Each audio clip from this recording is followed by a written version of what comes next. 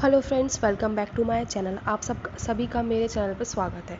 हम स्टार्ट करते हैं। कल जैसा सभी आप सबको पता है कि बीएचयू का और बीबीईयू का एंट्रेंस एग्ज़ाम है, तो मैं उसके रिगार्डिंग आपसे कुछ बात करने आई हूँ कि आपको आखिर एग्ज़ाम अटेंड कैसे करना है, आपको क्या करना है और क्या चीज़ें नहीं करनी है। तो मैं वो सारी चीज़ें आपको बता देती हूँ। तो पहली चीज़ है, मैं आपको एक चीज़ पहले क्लियर कर देती हूँ अच्छे से। मैं 3 चीज़ें डिस्कस करूँगी इधर पे।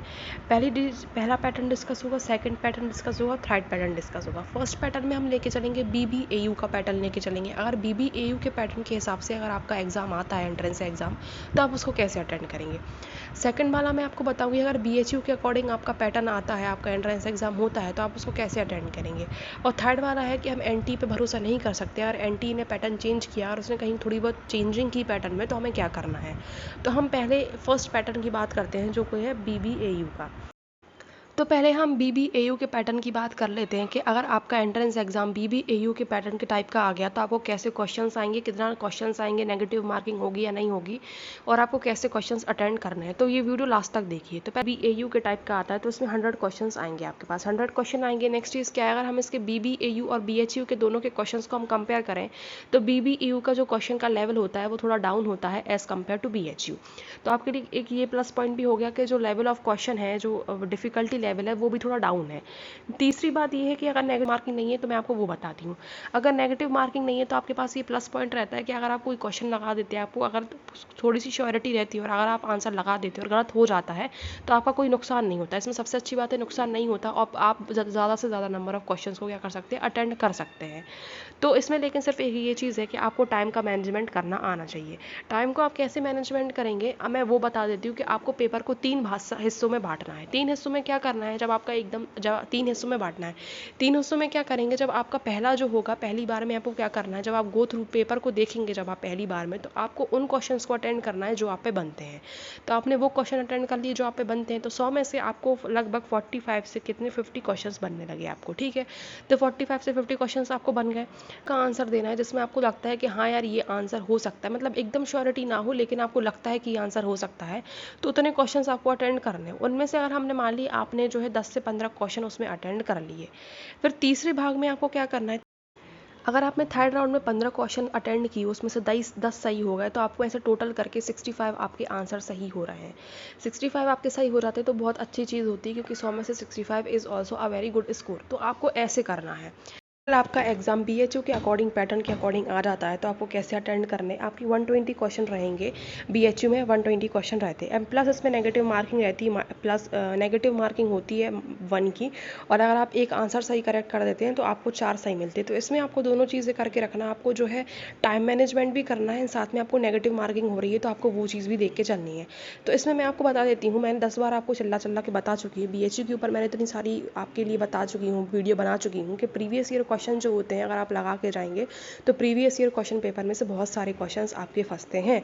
मैं 1000 बार ये चीज़ आपको बता चुकी हूँ। तो अगर आप जो है पूरा पेपर देखेंगे एक बार, तो फर्स्ट फ्लो में जो सेम इसको दो भागों में बांटना है पेपर के लिए। पहला कि एक बार फ्लो में आप पूरा पेपर देखेंगे, आपको जो जो बन रहे हैं एकदम 100% श्योरिटी है, आप जो है पूरे टिक लगा देंगे। और अगर आपने प्रीवियस ईयर क्वेश्चन पेपर लगाए हैं, तो मैंने तो आपको कम ही बताया था कि 30 क्वेश्चन तो मिनिमम फंसते ही हैं, लेकिन जो प्रोबेबिलिटी ऑफ क्वेश्चन होती है प्रीवियस ईयर क्वेश्चन की, आप अगर लगा के गए होंगे, तो कुछ प्रीवियस ईयर क्वेश्चंस फंसते हैं और कुछ उसके जैसे ही और क्वेश्चन फंसते हैं। तो अगर आपने अच्छे से लगाए होंगे, तो आप 50 जो है आराम से आंसर एक बार में सही कर देंगे। मतलब फर्स्ट फ्लो में आप 50 सही कर देंगे, मतलब 120 में से आप 50 क्वेश्चन सही कर देंगे। नेक्स्ट चीज़ है कि अब मैं एक चीज़ आपको बता देती हूँ कि हर कैटेगरीज के जो है नंबर डिसाइडेड रहते हैं। अगर हम थोड़े प्रीवियस ईयर का बात करें, तो 70 अगर आपके प्लस नंबर हैं, तो आप ये मान सकते हैं कि आपका जो है लिस्ट में नाम आ सकता है जनरल कैटेगरी की, अगर मैं बात करूँ तो सेम चीज़ आपको क्या करना है, अगर बच्चे जनरल कैटेगरी का है जो भी, तो उसको अपने दिमाग में ये सेट करना है कि मुझे 70 प्लस क्वेश्चन अटेंड करने हैं, सही सही एकदम। तो मैंने वो आपको बता दिया कि आपने प्रीवियस क्वेश्चन लगाए हैं, तो आप 50 तो एकदम सही कर देंगे, क्योंकि आपको कहीं ना कहीं पैटर्न समझ में आ जाता है। आपको कहीं ना कहीं कुछ क्वेश्चन फंसते हैं और कुछ ना कुछ उससे उससे उसके जैसे ही क्वेश्चन आपको फंसते हैं, तो आप कर लेते हैं। लेकिन 50 से आपका सिलेक्शन नहीं होगा, तो आपको क्या करना है, सेकंड टाइम में आप जो अटेंड करेंगे, आपको कुछ कुछ हमें श्योरिटी होती है, यार ये शायद ये सही हो सकता है या शायद ये गलत हो सकता है, तो उसमें आपको 20 से 25 क्या करना है, अटेंड करना है। 20 से 25 अगर कर लेंगे आप अटेंड, तो क्या होगा कि अगर आपने 25 अटेंड किया, 30 अटेंड किए फॉर एग्जांपल मैं आपको बताती हूँ, तो आपके 20 एकदम सही हो जाएंगे। 20 आपके सही हो जाएंगे, तो आपका कितना आ जाएगा, 70 आ जाएगा। 70 70 अगर आपका आ गया तो आप सोच सकते हैं कि मेरा लिस्ट में नाम आ सकता है। और ये तो मैं कम ही क्वेश्चन बता रही हूँ कि आपने 50 क्वेश्चन अटेंड कर लिए, अब 50 के बाद जो जितने बचे हुए हैं आपके 120 में से अगर हम 50 को माइनस करेंगे तो कितने बचेंगे? 70 क्वेश्चन बचेंगे आपके। 70 में से मैं ज़्यादा नहीं, आपको 20 क्वेश्चन और सही करने हैं, और आप 20 से ज़्यादा सही कर सकते हैं। मैं तो फिर भी आपको प्रोबेबिलिटी कम बता रही हूँ सही होने की।